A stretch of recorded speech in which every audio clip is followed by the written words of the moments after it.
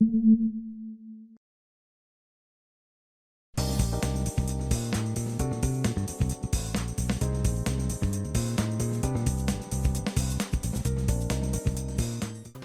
everybody, what's going on? Your host LovelyCheesePizza here. I will have my revenge in Seattle right here on Let's Play some more Gran Turismo 3, the ultimate driving simulator.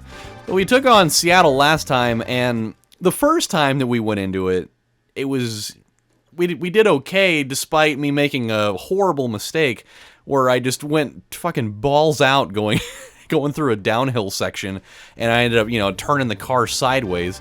Ended up making a furious charge to come back, only to come up just barely short. So I go into it again, did way, way better. I mean, I controlled that infinitely better the second time around, but going into like the last little miniature sequence of turns, this fucking Sprinter Terreno comes barreling out of the gates of hell and passes me, and I try to make one final pass and I can't take him out. And then I lost by virtually the exact same margin as I did the first time. Oh, and it was so frustrating, so had to jump away from it and, go take on something else at the time. And now here we are, doing it for the third time. And if I don't get it right now, I'm just gonna go into like some insane rage at the end. We should be okay. Like this shouldn't be a thing that we get stuck doing another round, but hey, at least I do get to see that gorgeous, skyscape back there. It just, oh man, it's so good. I'm probably gonna say that just about every time that I see it, because you have to. You have to comment on it when you see it. You gotta holler if you gotta holler if you hear me. God damn it! I'm making so many little like unforced errors. I'm just like, even though we've been driving this Miata the entire time, I'm still like trying to get my sea legs in driving it. It controls so awkwardly to me. It feels like. We're gonna be okay though. We will come around on this eventually. Oh yeah. Oh, here we go.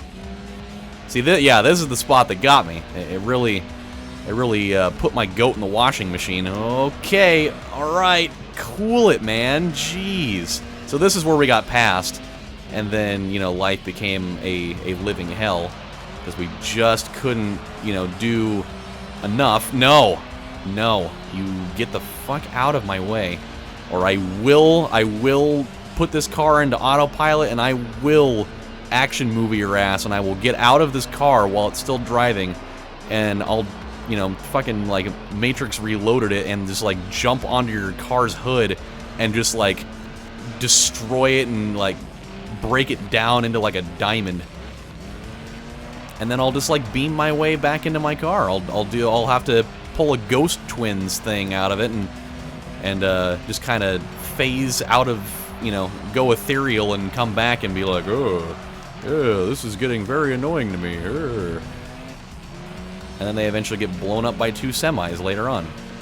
It's fun for the whole family. Okay, here we go. This is where we're gonna really take it. So this is where I thought I had them, dead to rights last time, because this is where we really build the leads. But apparently, just not a very clean area right here, to finish it off. Should be good though. I mean, all I really want in this scenario is I really just want to get that prize car so I can more than likely sell it depending on what it is. Because having that extra money to play with would be super, super good at this point. Okay, 646, that is not exactly where I want to be. Yeah, he is still right on my chachis right now. Just leave me alone, man. Leave me alone. I got plenty of beef with you, but I don't really want to have to season it.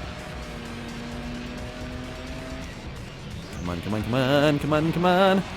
Come on, no. It should be fine.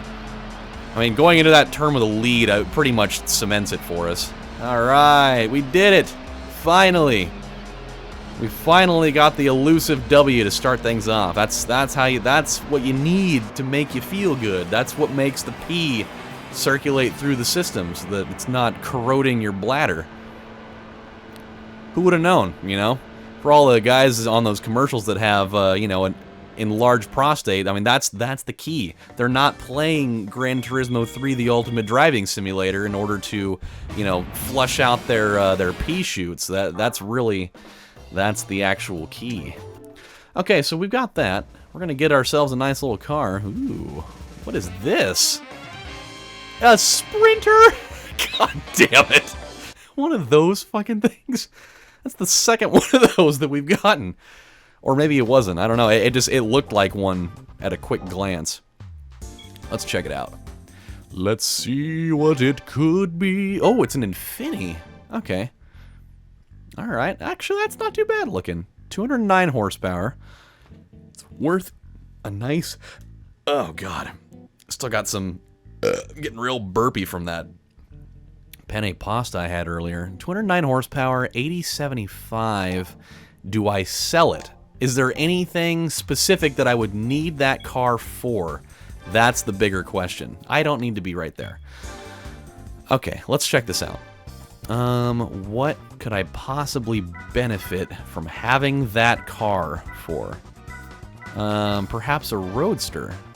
Oh, we could actually probably use this car in that. I'll bet you. Hey, we sure can. Oh, but that S2000 would probably kick our ass. I mean, oh boy, yeah, okay. Ooh, that Spoon S2000 is something else. I love the Spoon S2000. Am I gonna get one? Eh, probably not. Oh God, I should probably maybe take a crack at it though, just to see. Deep Forest, the test course. Oh boy, I don't know if that test course would be very, very kind to me. Do I dare? Do we try it once? I think we try it once. Yep, we're gonna try this once, and we're gonna see how we fare. Something tells me probably not very good though. I don't feel like our top end speed is gonna really be lighting heads on fire, especially when with the likes. Well, you know what? Maybe we will. I mean, the only thing I worry about maybe is that compressor up there. That might be one that might cause a problem, but we'll see. We'll just have to see. I can't imagine that all of these cars are, like, decked out of their fucking gourds, so we'll just have to see. Okay, while we're doing this, since we're on the most boring track in the United States of America, if that's even where this thing is, we might be okay. I did not anticipate that we'd really just come guns a-blazing this easily. Yeah, I think we're going to be alright now that I think about it. It all depends on how well we can maintain the speed here, going into the widest turn there ever was. God, this thing is just fucking hauling ass right now. Topping out at 141, but was it 141 or 151? 141 Malibu rum and pineapple juice, blah blah blah blah blah. The drink of Tech 9 and other people that like alcohol. Anywho, so last night, like 11:30, and Matt and Kevin and I decided to go out for a little while. It's fucking 25 degrees, which by Oregon standard, at least in here in the valley, fucking cold, okay? Not to mention breathing in that cold air with my lungs that are, you know, I'm still you know, hacking pretty good. This, oh boy, yeah, they're kind of gaining on me a little bit here. I'm gonna have to really employ some defensive driving. I just know it. I know it's coming. Yeah, they're gonna start really catching up. Anywho, so we go to this little bar called Cheers. Like, it's not the actual Cheers bar, but it's got the logo. And we go in there, and it's like this little tiny dive bar, and kind of a cool little thing. And you know, in there they got flat screens everywhere, and one of them they had like Championship Cricket on, which I watched that for a solid 35 minutes. Still had absolutely no idea what was going on. That is just the weirdest. That is the weirdest game I think I've ever watched. It's so strange. Oh boy. Yep, this is what I was afraid of. They are mounting a charge, the likes of which I will probably not be able to stave off, and we've already pretty much lost it. As long as we can keep him behind us, we're going to win. Obviously, that's the most obvious statement I've made all day, but Because I don't think any of these other cars are going to be doing anything special. No, no, no. God damn it. If I can't pass him, then the game's over. I don't think we're going to pass him. I don't think it's going to happen. I think he's already going to start putting us in the rearview mirror. Yep, he has done it. I'm not going to be able to catch him now. God damn it. Ugh. I mean, there's nothing you can do there. I could just, you know, stick it out and try to go through the rest of the lap, but I'm not going to catch him. It's not going to happen. Do I feel confident enough that I could win these other two? Probably. I think I could be all right in it. We'll take it on. We'll take it on. Man, that test one sucked. I really thought we were going to be okay, but man, you could just that whole time, you could just see them just kind of inching their way up there. Just barely. The little engine that could until he finally took me over and there was nothing I could do about it. Here, though, because, you know, they're not going to be able to, you know, kill me with raw speed in here because there's just not enough sections like that. Should be okay. Should be okay. But anywho, so we're in there, you know, watching stuff, and on one of the TVs they had the National Geographic channel on, and they had just this really, really bizarre, like, you know, TV special going on, and it was about, like, people with, like, weird fetishes or whatever. They had, like, one guy, you know, they had one guy that was, like, obsessed with, you know, one guy that was obsessed with, like, dressing like a woman, but he wasn't like a guy that, like, he wasn't like one of those people that, like, identify as a woman. He was just a dude that liked to dress up like a woman, like this, like his, you know, girlfriend slash partner or whatever you want to call it. But they were like gypsies. It was weird.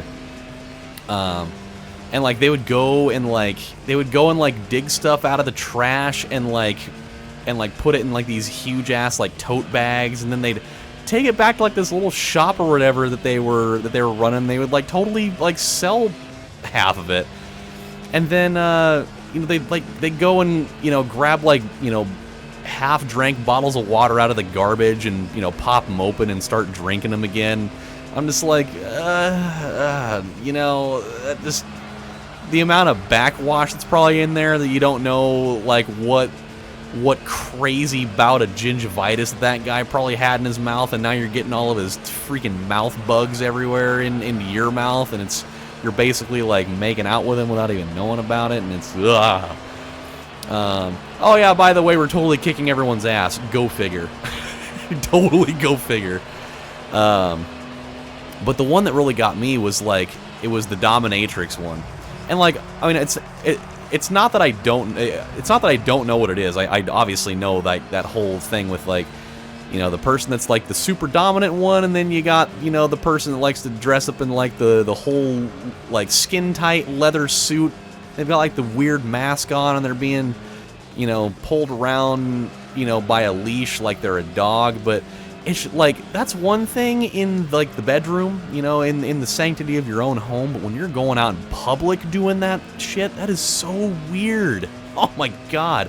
Like they were showing it a little bit, and like, they're like the lady, you know, she's got like her, you know, her crazy thigh high, not even thigh high, like they're like going like, oh no, they're like thigh high boots, and she's got, you know, like, you know, crazy pink hair and like this weird kind of weird leather hat on and all this stuff, and this little person's just walking down the street in this leather suit like a dog being pulled around by a leash, and they're going to like public businesses. Like this person goes to, the lady goes and gets her hair done, and the person's sitting there in the leather dog suit or whatever, just like sitting at her feet, like acting like a dog. It was the most absurd thing ever, and the person is like so far in character that, like, I mean, they're doing like their dog mannerisms are awkwardly on point. Like they're doing kind of like the blank look everywhere, and they're like, you know, kind of like pawing their head and all this stuff. It was like, and then they're, you know, kind of making like dog noises every once in a while. Like if I were the purveyor of goods at that business, or even just like a person in there, as soon as they walked in, I'd be like, what the fuck is this? What is happening right here? And why do I have to look at it? Because this is terrifying as all get out. It was weird, man. It was severely, severely strange. Didn't like it at all. And like the other part is like after that they go to the park. You know, they go to the park where people are, you know, walking their dogs and doing whatever, and like this person, like they take the person, they take their, you know, submissive to the park, and like they're like, you know, they're like playing fetch. They're just legit playing fetch with like other dogs, while this person is still in full character, you know, in like full dog mode. And it was just like the most, it was so uncomfortable to watch, because you're just like, you're like hoping that at some moment they're just gonna like snap out of it and be like, I feel horribly uncomfortable right now, and I'm gonna go home, you know, I'm gonna go home and I'm gonna, you know, crack open a beer and watch TV and just do like any type of like regular human activity that isn't, you know, sitting there like, you know, nudging a ball with your nose while you're in this super hot ass like leather suit while, you know, you're trying to not get whipped by your master or whatever. And like it cuts away to like an interview, and like I couldn't hear it because it's inside of a bar, so it was one of the TVs they had muted. But you know that in that conversation the person thinks that it's perfectly normal, and they're like, oh, I totally like being like that. I love this type of lifestyle. And it's just like, why?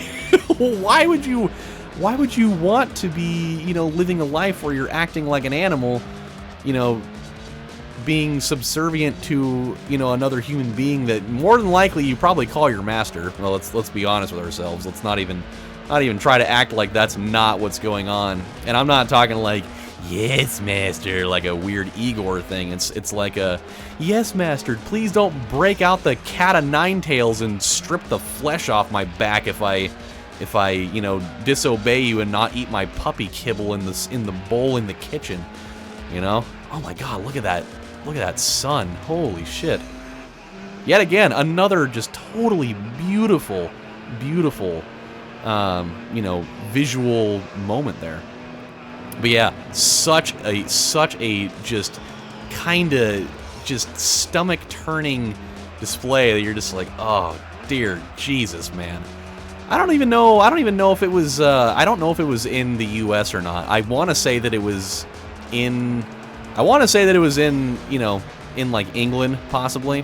It like some of the places they were going had kind of a European look to it. But I know for a fact that shit totally happens here in the U.S. So I'm not like, you know, putting that in a bottle saying the only place you're going to find it is going to be in the U.K. somewhere. Because I'll bet you that stuff's going on everywhere. I mean, you see like those weird documentaries where you got like people that think that they're actually, you know, cats that are trapped in human bodies or whatever. Or, you know, I've seen those types of clips all over the internet where she's, oh, I was born into a human body, but I know that I'm a cat, and you know, and I ate cat food once and it was delicious. So now and that's how I knew. And I didn't want to poop in a toilet. I just wanted to poop in this weird rectangular patch of like clay and sand and whatnot.